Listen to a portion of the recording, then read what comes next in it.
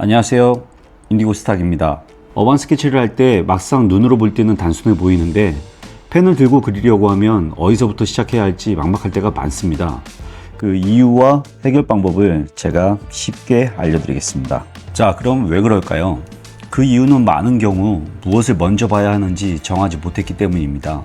위에서부터 그려야 할지 아래서부터 시작해야 할지 헷갈리고 세부적인 정보들이 한꺼번에 눈에 들어오면서 첫 선 자체를 시작하기 어려워지는 것이죠.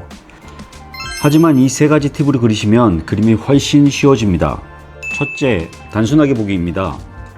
복잡해 보이는 건물도 처음부터 창문이나 내부 디테일을 보지 말고 먼저 단순한 형태로 바꿔서 큰 비율만 보는 겁니다. 둘째, 큰 덩어리부터 그리기입니다.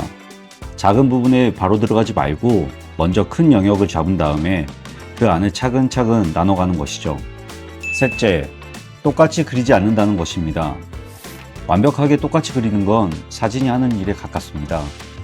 우리는 그림을 그리는 사람이니까 비슷한 느낌 안에서 자기만의 시선과 감각을 담는 것이 더 중요합니다.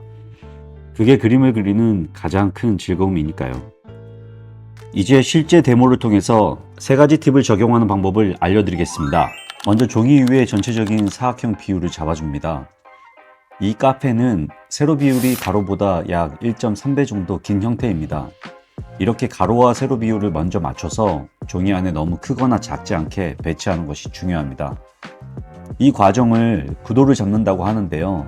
사실 그림에서 가장 중요한 단계라고 해도 과언이 아닙니다. 가장 큰 형태의 배치가 끝났다면 이제 큰 형태를 기준으로 조금씩 나누어지기 시작합니다. 그리고 그 안을 다시 분할해 나가면서 복잡했던 장면의 구조를 단순하지만 효과적으로 정리하는 것이죠. 사람이나 작은 디테일들도 처음부터 자세히 그리기보다 어디에 들어갈지를 간단한 영역으로 먼저 잡아주는 것이 중요합니다.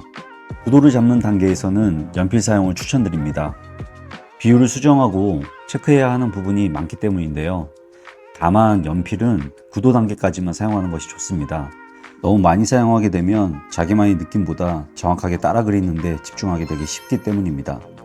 이 단계까지 왔다면 사실 그림의 큰 구성은 거의 끝난 상태입니다. 이제 펜 드로잉을 시작해 보겠습니다. 여기까지 오셨다면 사실 가장 어려운 단계는 이미 끝난 겁니다. 왜냐하면 이제부터는 작은 부분이 조금 틀려도 그림 전체의 느낌은 쉽게 무너지지 않기 때문입니다. 그러니까 너무 겁먹지 마세요. 그냥 자신의 눈과 떨리는 손을 믿고 한 영역씩 천천히 그려나가면 됩니다. 그림이 어려워지는 이유는 그려야 할 너무 많은 것들이 한꺼번에 눈에 들어오기 때문입니다. 우리가 큰 목표를 설정하고 계획을 세울 때 그 난관들을 미리 알면 시작도 전에 지쳐버리는 것처럼 말이죠. 하지만 그런 일들도 하나씩 차근차근 해나가다 보면 어느새 목표에 도달하게 됩니다. 그림도 마찬가지입니다. 하나씩 그려나간 선들이 쌓이면 결국 내가 원했던 그림 혹은 그보다 더 좋은 느낌의 그림으로 완성되게 됩니다. 여기서 중요한 건 선을 너무 끊지 않고 길게 가져가는 것입니다. 이전에 잡아놓은 큰 구도와 영역 안에서 안의 요소들을 하나씩 찾아가다 보면 어느새 그림이 빠르게 완성되어 있는 걸 느끼게 됩니다. 그리고 한 가지 중요한 점이 있습니다.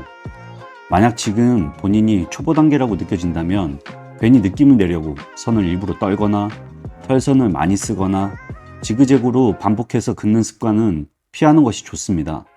그런 습관은 오히려 선 컨트롤을 어렵게 만들 수 있기 때문입니다. 처음에는 완벽하지 않더라도 스스로 컨트롤할 수 있는 선을 그리는 것이 중요합니다. 그 기반이 잡혀야 나중에 해칭이나 다른 표현들도 훨씬 자유롭게 사용할 수 있게 됩니다. 건물의 특히 1층 부분에서는 앞에 나와 있는 사람이나 소품 같은 요소들을 먼저 그려주는 것이 좋습니다.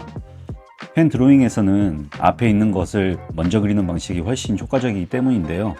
만약 뒤쪽 요소를 먼저 그리게 되면 나중에 앞의 대상을 그릴 때 선이 겹치면서 불필요한 라인이 많아질 수 있습니다. 그렇게 되면 그림의 완성도나 깊이감이 조금 흐트러질 수 있죠. 물론 중요한 대상들만 신경 써주시면 됩니다. 작은 소품이나 사소한 요소들은 조금 겹쳐도 괜찮으니까 너무 부담 갖지 않으셔도 됩니다. 그리고 특히 많은 분들이 사람 그리는 것에 막연한 두려움을 가지고 계실 텐데요. 이 부분은 다음에 따로 영상을 통해서 쉽고 효과적으로 사람 그리는 방법을 알려드리겠습니다. 기대해 주시고요. 앞으로도 놓치고 싶지 않으신 분들은 구독과 좋아요, 부탁드립니다.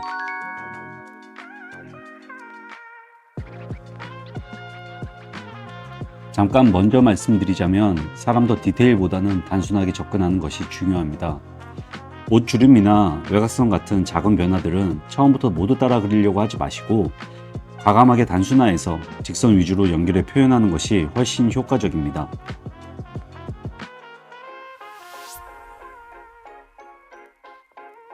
처음에 잡아놓은 구도와 큰 영역 안에서 디테일들을 하나씩 채워 넣는 방식으로 진행합니다.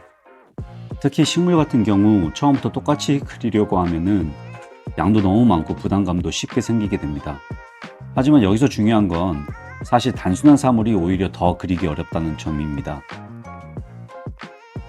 형태가 단순할수록 조금만 틀어져도 오차가 더 눈에 띄기 때문이죠.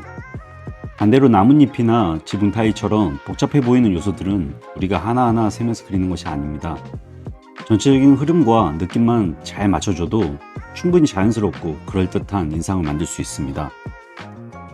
1층 앞에 놓여져 있는 의자와 테이블을 세심하게 그려줍니다. 이 그림에서 중요한 포인트 개체들이기 때문에 이 부분의 완성에 집중하고 앞선 물체들이 다 그려지면 뒷부분의 몰딩이나 창틀 같은 디테일을 더해줍니다. 그러면 이제 카페의 큰 구성은 거의 완성됩니다.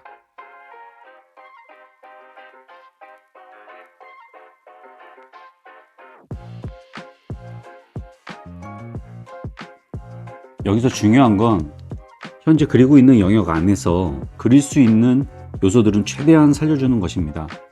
이곳에서 찔끔 저곳에서 찔끔거리는 식으로 그림을 그리면 그림은 잘 완성되지 않습니다. 모든 디테일을 완벽하게 묘사하라는 뜻이 아니라 존재감 있는 요소들은 큰 느낌으로라도 윤곽이 드러나게 표현해주는 것이 중요하다는 얘기입니다.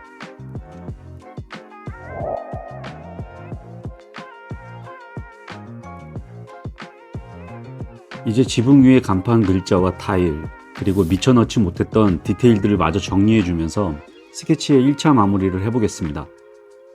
하지만 사실 그림은 여기서 끝이 아닙니다. 곧 이어서 그림의 깊이감과 분위기를 완전히 바꿔주는 톤의 운영과 해칭 넣는 방법까지 알려드릴 텐데요. 이 부분을 모르시면 아무리 선을 잘 그려도 그림이 평면적으로 보이기 쉽습니다. 정말 그림 느낌이 확 달라지는 핵심 단계니까 꼭 끝까지 보시길 추천드립니다. 스케치 단계에서 맡기셨던 분들께 유용하게 쓰일 주요 팁들을 알기 쉽게 설명해 드리겠습니다. 자, 여기까지 오셨다면 사실 그림의 큰 구조는 거의 끝난 상태입니다. 하지만 지금 그림을 보면 아직 어딘가 조금 밋밋하고 평면적으로 느껴지실 겁니다. 왜냐하면 아직 그림에 빛과 무게가 들어가지 않았기 때문입니다. 사실 많은 초보분들이 선을 잘못 그려서 그림이 어색한 게 아니라 모든 선을 똑같이 사용하기 때문에 그림이 살아나지 않는 경우가 훨씬 많습니다. 이제부터 정말 중요한 단계가 시작됩니다. 바로 해칭과 톤의 운영, 그리고 라인 두께의 변화입니다.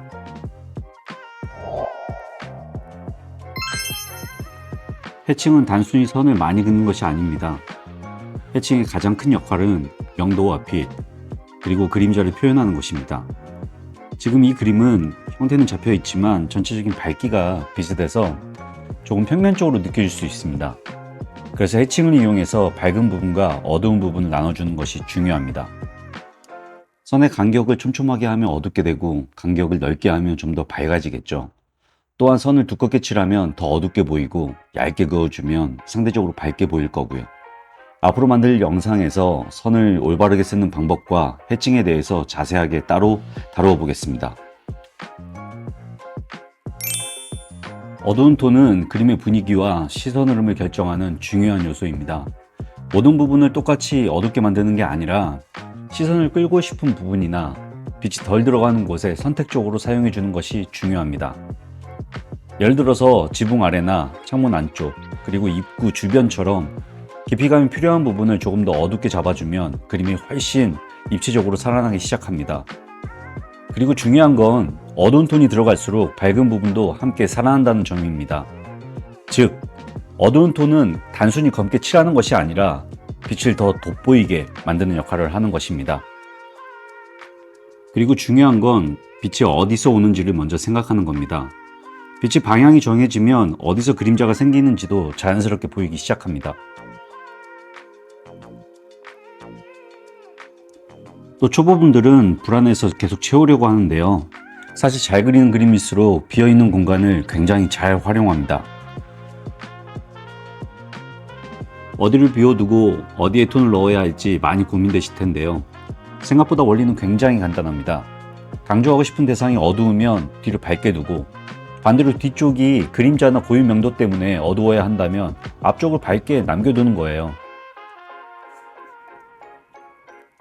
이게 말은 간단해 보이지만 막상 하시려고 하면 아마 가장 헷갈리시는 부분일 겁니다. 이게 밸류에 대한 이해도는 많이 좀 그려봐야만 아실 수 있는 부분이기 때문에요.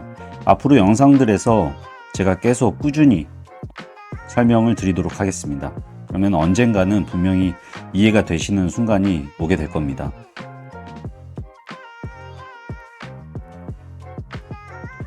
여기서부터는 그림 주변에 이제 남아있는 스케치들을 하게 됩니다.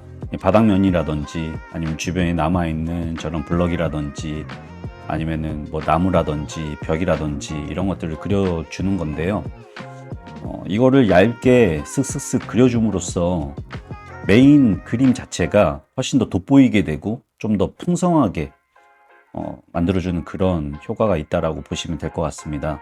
이게 시간 대비해서 완성도를 정말로 올려줄 수 있는 방법이기 때문에 꼭 반드시 나중에 해주시기를 강추드립니다.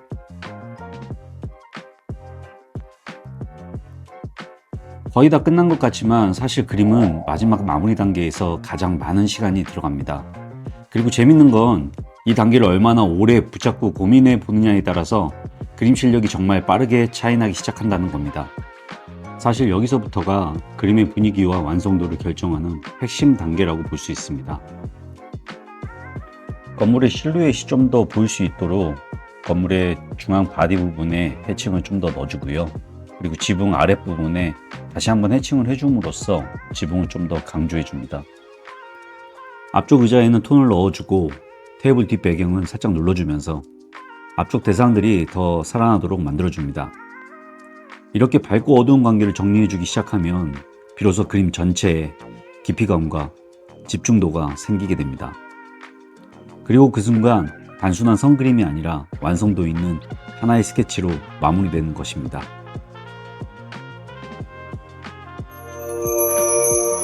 시청해주신 여러분 대단히 감사합니다. 다음 영상에는 더 알찬 내용으로 다시 찾아뵙겠습니다. 인디고 스탁이었습니다.